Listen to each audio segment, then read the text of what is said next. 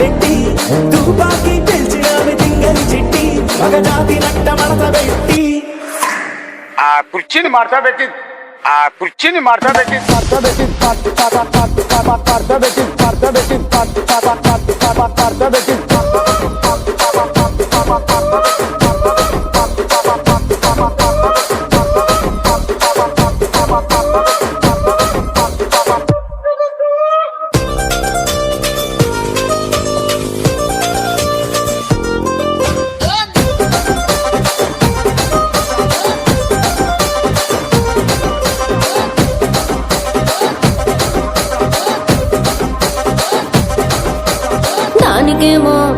దానికేమో దానికేమో మేకలిస్తివి, మరి నాకేమో సన్న బియ్యం నువ్వు కలిస్తివి.